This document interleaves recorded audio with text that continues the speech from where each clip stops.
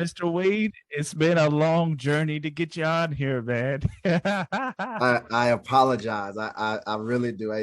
It's it's me, man. I'm so sorry. I promise. It's fine, man. I completely understand, and we grinded it out like a fourth quarter comeback. For sure. Well, Mr. Wade, Mr. Jonathan Wade, how did you get involved with football as a kid? Oh man, I think I was brainwashed, to be honest with you. I think my dad brainwashed me. As early as I can remember, man. I've been in the Grambling State University locker room. He went to Grambling and played ball. And he was a youth football coach, but not just an ordinary one. He did it for about 30 years and always won. And so being from Shreveport, Louisiana, there's like, one youth football league, and he kind of ran it, in a way. He always had a really good team and at different ages. And so from the age of like 5 on up, that's why I say I've been brainwashed, I guess. I've been around football and, for an extreme amount of time. Definitely. Well, Jonathan, who else were some of your sports role models in that football, the realm of football? Role models, man. Let's get it. Where do I start? Maybe Dion's easy to say.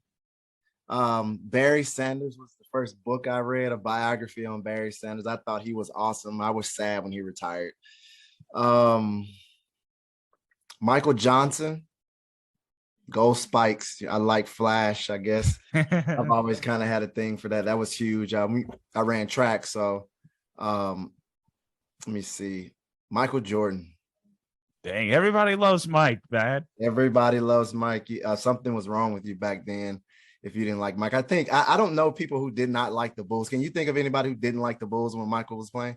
All the Celtics fans, all the Piston fans. They did not like Michael Jordan. Everybody loved Michael, though. Yeah, it's true. It's true. So transitioning a little bit forward for you, Jonathan, how did Tennessee help you transition to the NFL level? Truthfully, going to Tennessee was a business decision. I mean, it always is, especially even more now with the NIL deals and stuff like that. But when I looked at Tennessee's what they had done with their players, regardless of how they finished in the postseason and the rankings and the polls, they had a number of people that they were putting in the NFL. So that kind of caught my eye. Not that Miami didn't, and these other USC and these other schools didn't put people in the NFL. Tennessee was consistently doing it, though. They could just put you in the situations, give you a chance, and they allowed you to grow at Tennessee.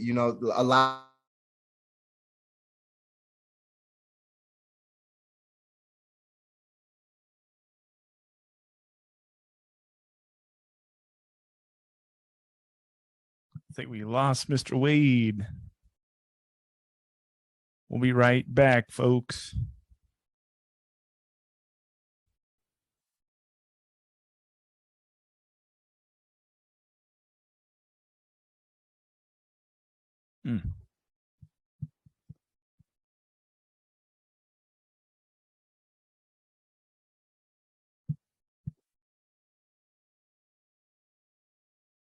He's glitching like if they knew that you. We're back. Hey, you were glitching like Charles Barkley's golf swing, man. That's brutal. That's brutal. Have you seen his golf swing? I have many times. Oh gosh. It is. It's insane. I know. There's no way to sugarcoat what you just said.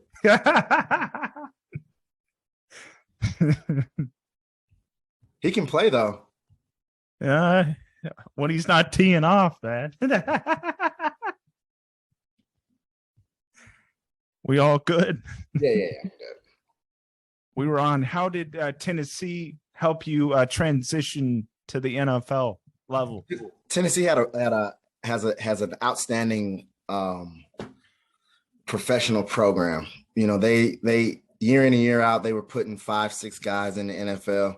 And to me, if I can put myself in those numbers, I was giving myself a chance.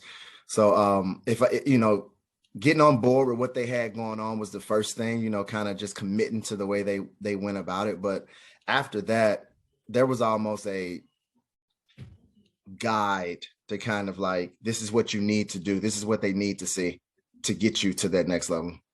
Definitely, man. I know this wasn't a part of the questions, but the NFL level draft night for you, how important was it to get drafted? Well, the draft was different than first, because you had the first, second, and third round on Saturday.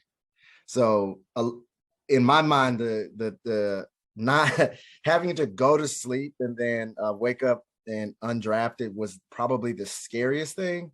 So I wanted to avoid that at all costs. But at that point, there's nothing you can do. You are literally sitting by the phone waiting on somebody to call you to tell you can work, which is insane to think about. But it was nerve-wracking because I thought I was going to go higher.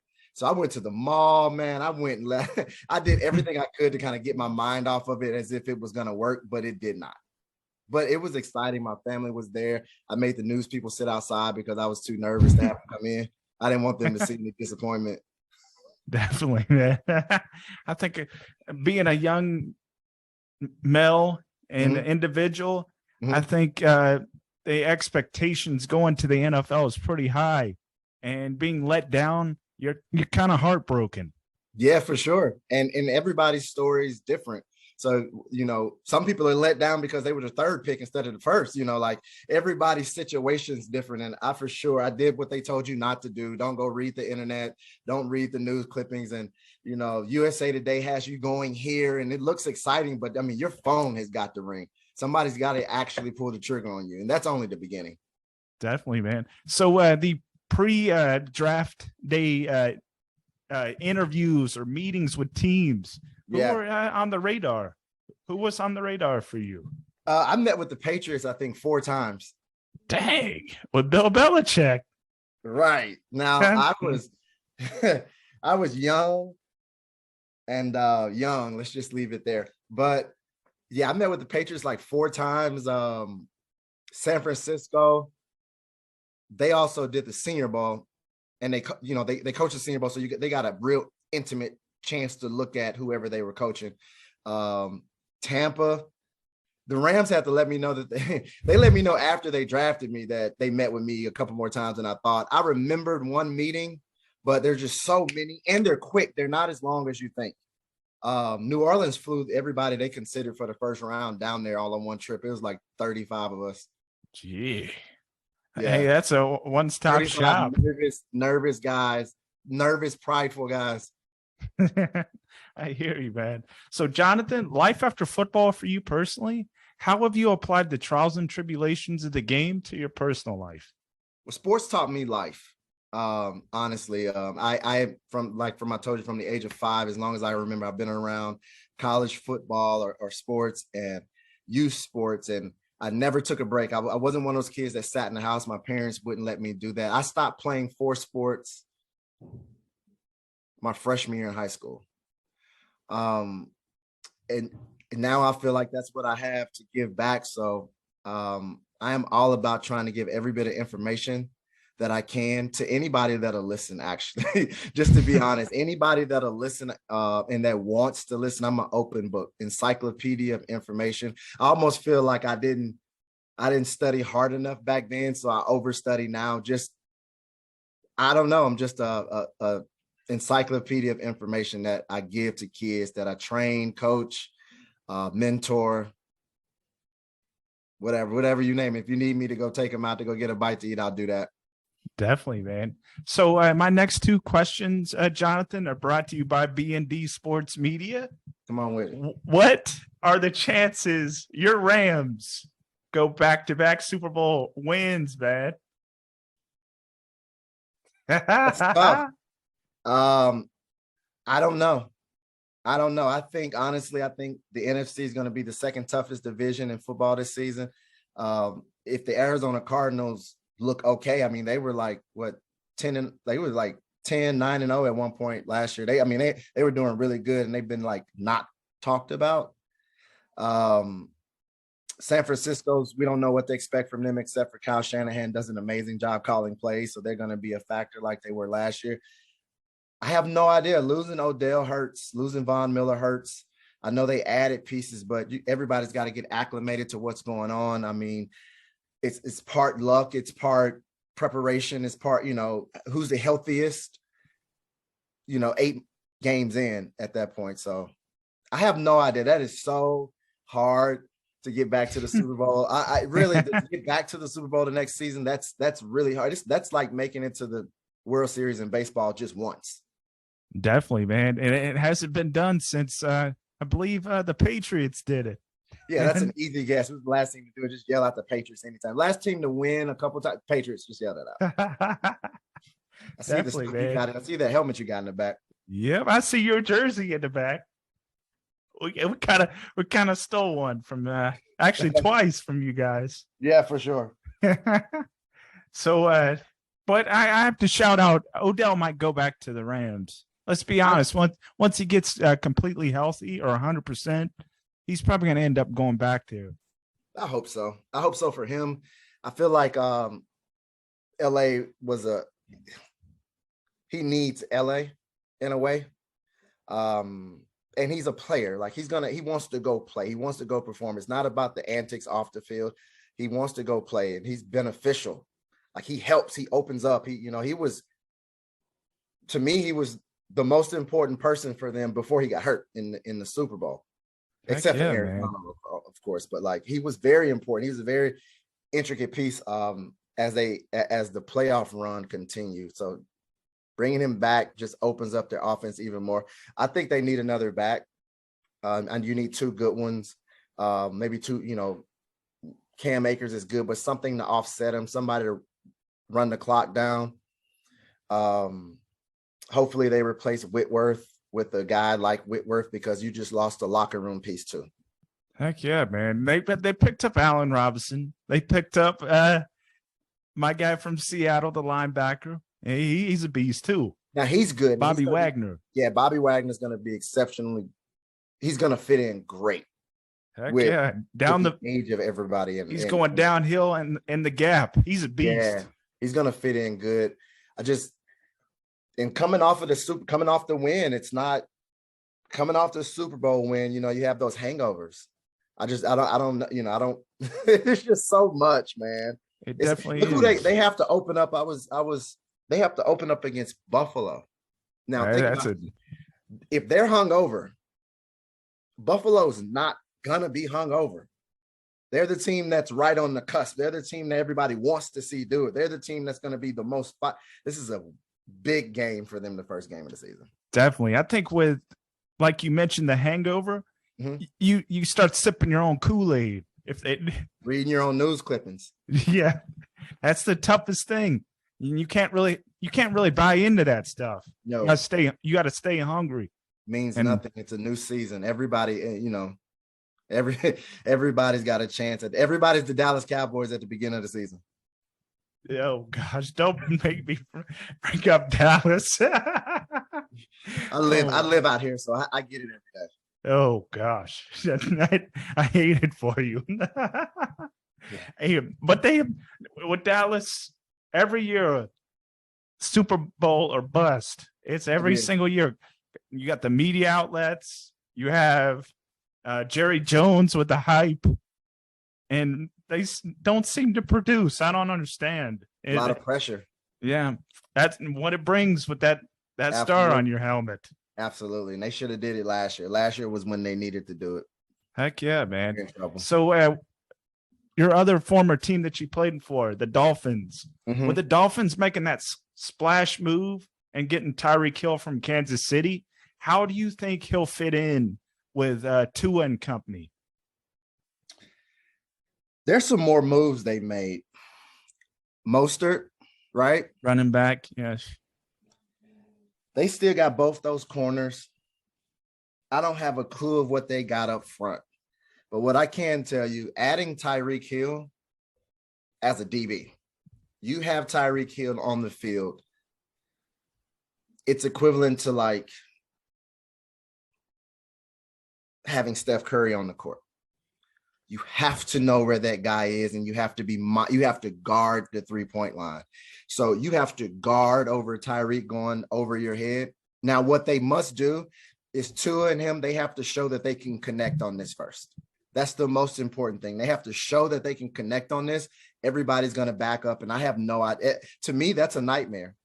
Waddell and Tyreek, that's a nightmare for DBs because you're thinking about those two going deep every play. You don't think about receivers. You don't think about every receiver going deep.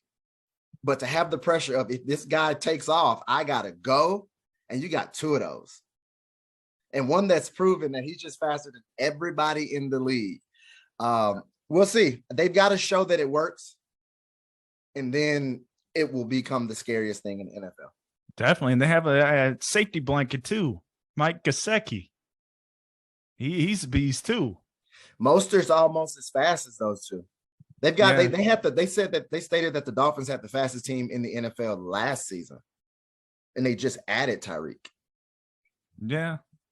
But you got to remember, look what they gave up to get him. They gave him a nice hefty contract. Yeah, but after the Rams gave up their entire future to win that Super Bowl last year, kind of, it's what you need to, I guess this copy and paste. The NFL is a copy and paste league. If it works for this team, it's probably going to work for, they do that with plays, with players. However, just Buffalo felt they needed a rusher. Let's go get the guy that helped the Rams win one. Copy and paste league.